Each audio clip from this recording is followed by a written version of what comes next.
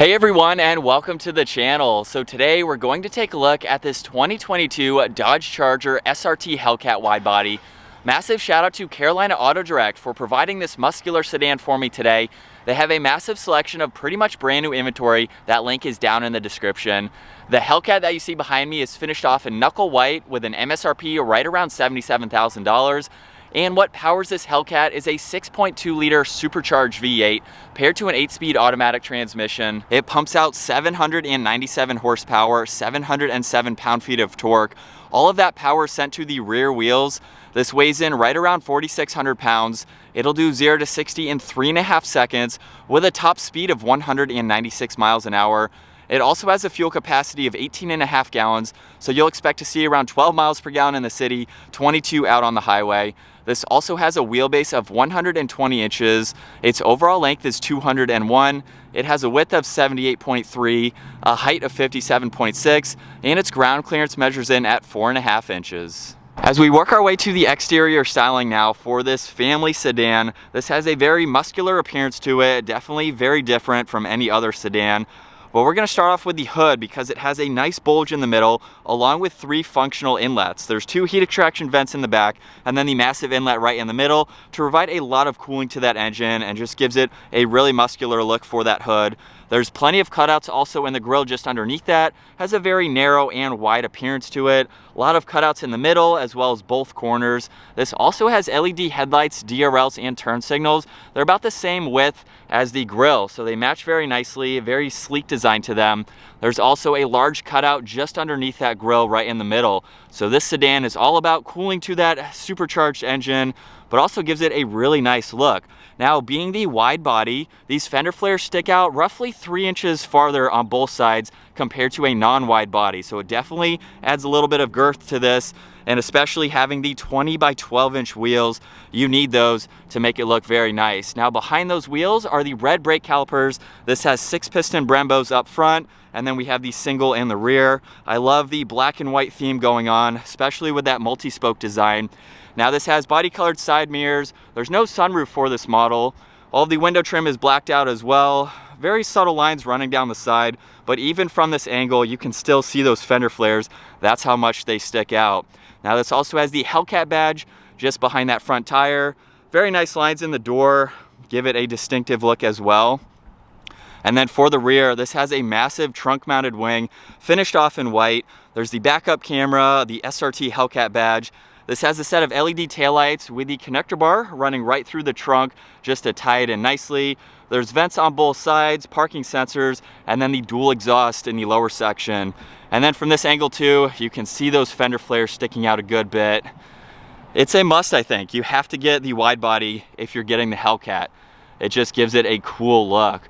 So with that wrapped up, let's move on to the cargo space. Now, you can use the button on the key fob or this nicely placed button to the right of the E. So when you do that, it will automatically open up. And then this has a pretty good amount of space with the back seats up. There's a cutout on that driver's side as well as on the passenger side, so you can fit in a lot of items. And then underneath the floor, if I lift this up, you have a little bit more storage space. There's some battery access too, so you can place some other items underneath the floor, which is great.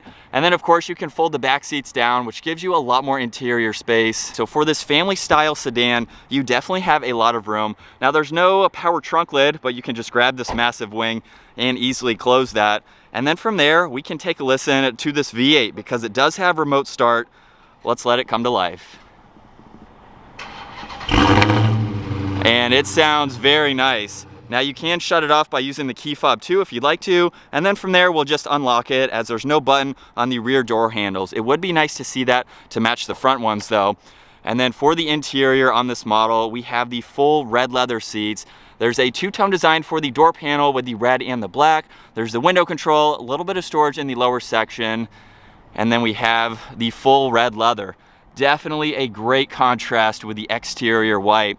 Now, I'm 5'10", so as I make my way into the back seats here, I definitely have plenty of room. There's a storage pocket behind both front seats too. These are even heated, so there's 2 different settings for those. USBs, air vents right in the middle. And as far as headroom goes, I have maybe 1 inch or so above my head, but I'm comfortable. I really like these seats. This is a pretty wide sedan, so you can definitely get comfortable with 2 other people, especially being in the back. And then right in the middle, we do not have an armrest, so very odd to see that. But as far as visibility goes, you can definitely see a lot really open for your backseat passengers. Now, as we work our way to the front seats, the door panel's finished off just like the rear one.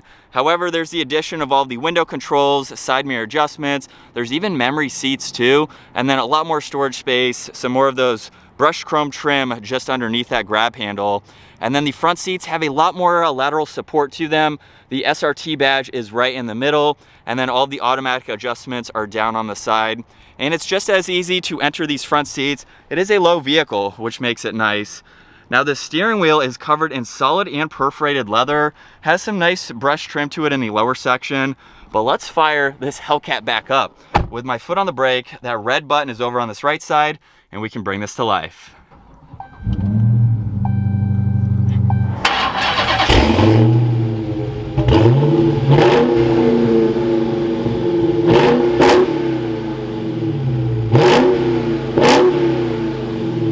And coming back to the gauge cluster, you'll notice that the tach and the speedometer are both backlit in red, which is a nice touch to see. And right in the middle is the large LCD screen where you can see what gear you're in. There's the engine temperature along with a fuel gauge. And then you can go through a lot more info using these buttons over on the left side. There's also Bluetooth and voice commands just underneath that.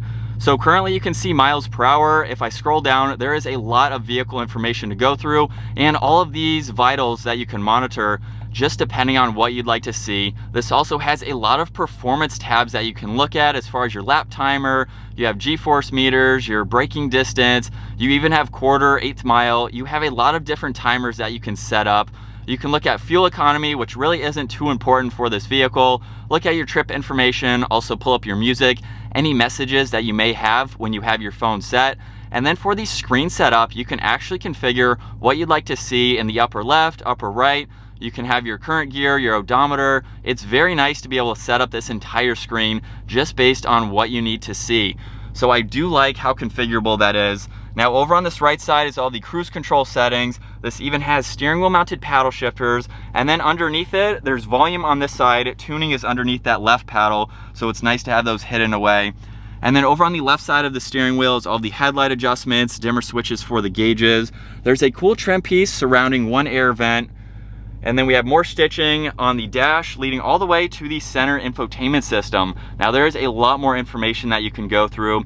And the lower section is basically all of the presets. So as you can tell right now, it's on media. We can get into the climate controls to go through all this information, fan speed, temperature, where you'd like the air to go.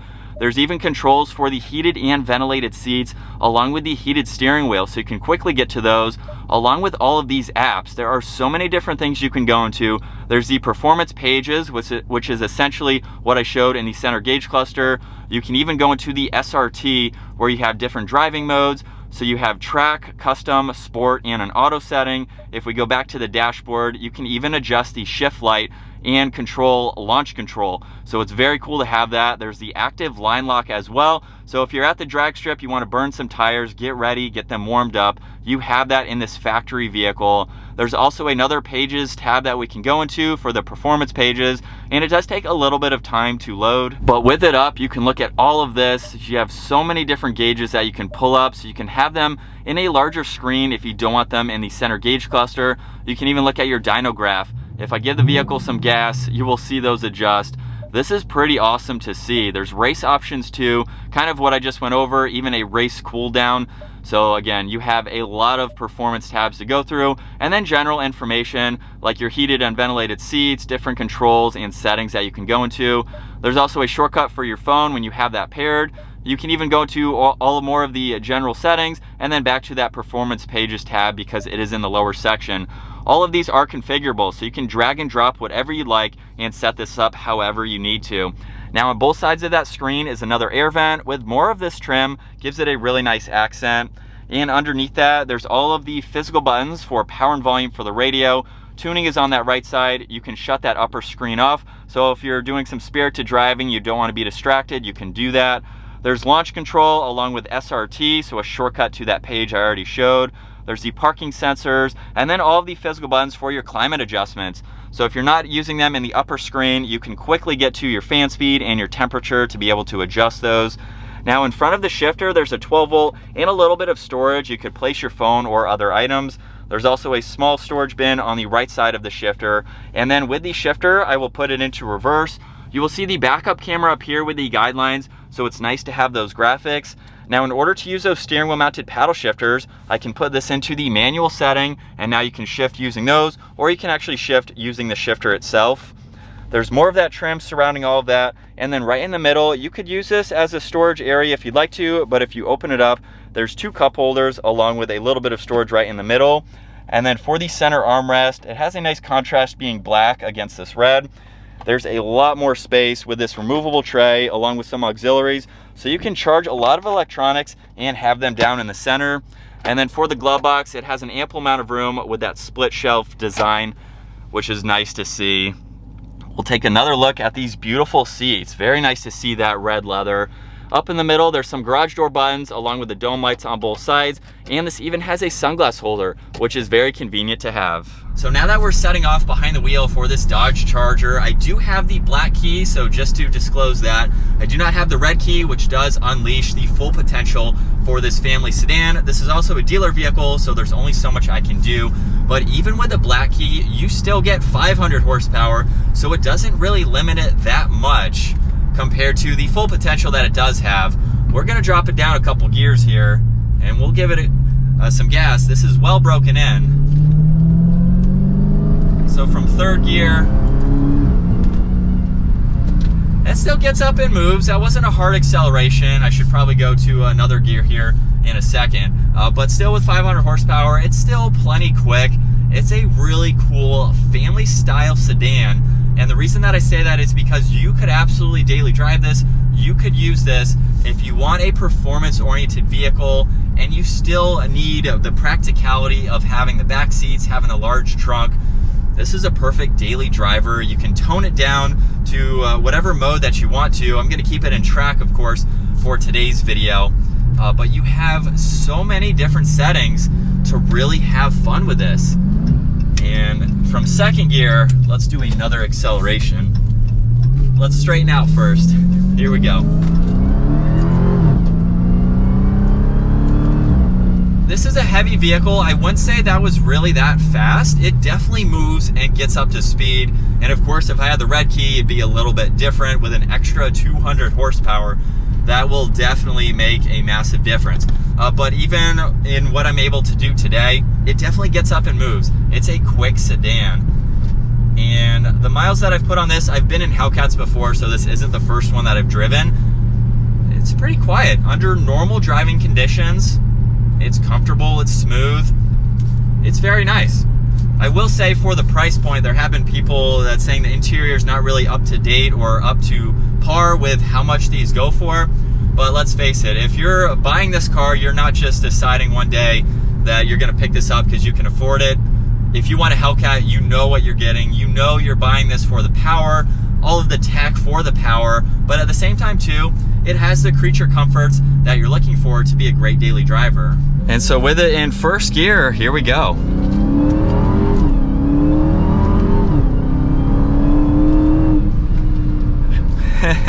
It definitely gets up and moves, and I will say that these paddle shifters are very responsive. It's kind of interesting that it's just the upper half, but just like every other Dodge vehicle, they use that for your volume and tuning underneath. So I do see the practicality of having those controls there, but nonetheless, these paddles are still pretty responsive for just being the upper section. And hopefully the camera can pick up the supercharger whine, because that is another added benefit to the Hellcat, getting to listen to that whine. And even as we take this turn here, it seems pretty solid around the turns. You have a lot of horsepower for rear wheel drive. You have a very heavy sedan too, but honestly, it's not bad. Now I'm not throwing it through twisties left and right here and there. A lot more straight line driving for today. So the handling on a road like that could obviously be a little bit different. As far as visibility goes real quick, it is so easy to see around. So that would make it better for a daily driver because of that. And then as far as turning radius, it does have a pretty tight steering to it, which is of course what you want, especially for a performance-oriented vehicle like this, where you turn the steering wheel is where you're going to go. So there's not a whole lot of play in it, which is of course nice.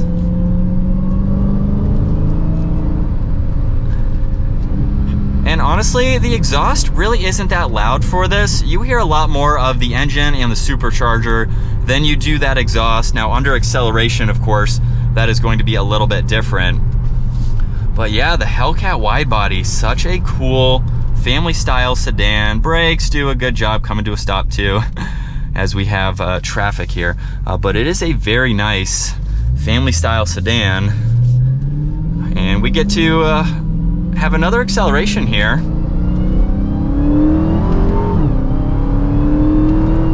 Like I said, not the loudest, but it is certainly fun to drive. And like I mentioned earlier, it's so comfortable. I love the side bolstering support that this has to offer. It's definitely a comfortable vehicle. It's a big vehicle too, very spacious on the interior, which makes it nice for driving it every day. You don't feel like you're crammed. Taking some of these bridge bumps though in track mode, camera might be jumping a little bit. It's absorbing those well though for the bumps, but it's nice. It's very nice, super comfortable. Even with these bumps, I will say, you know what you're getting if you're buying this Hellcat. But I think that's going to wrap it up for this Dodge Charger SRT Hellcat Widebody provided by Carolina Auto Direct. Check out their website. That link is down in the description. Give the video a huge thumbs up if you enjoyed it, and consider smashing that subscribe button so you don't miss out on our daily uploads. And I will see you all in the next video.